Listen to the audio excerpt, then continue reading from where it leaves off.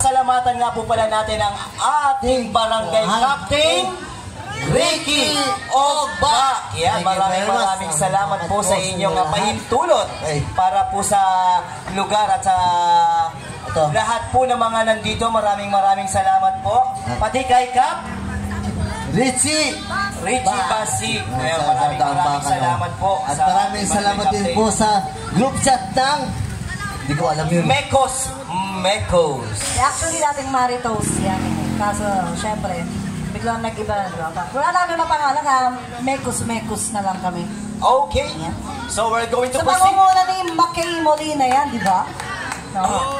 Okay. Ang mga Alax 9, tropa. Mga Alax 9. Alax 9. Kasi kapag Alax 9 na, ayun na, syempre, alam mo na, alak na. Oh. You know, si Itoy, oh. Si Itoy, isa sa founder yan. Ayan, syempre pa, thank you kay Ate Ami. Ayan, Ate Ami, Ricana Concepcion. Yun, maraming salamat. Happy birthday and thank you very much. And Happy New Year po sa inyong lahat, Barangay Harapinan.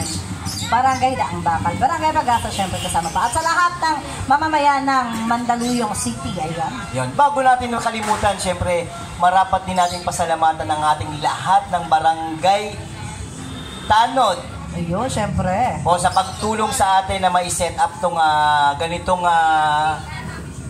tama, yung area. Sa service nila, yung pag-pick up namin ng sound system. At sa Mandaluyong City Hall para sa ating napakagandang stage, syempre, diba? Yun, maraming salamat po sa inyo. Nag-i-improve na, diba? Nung last year, wala naman tayong stage, pero ngayon, diba? Dito kami sa station. Okay. So, we are going to proceed to the next set of Pinoy Henyo. Okay. So, ang manguhula po si Jacob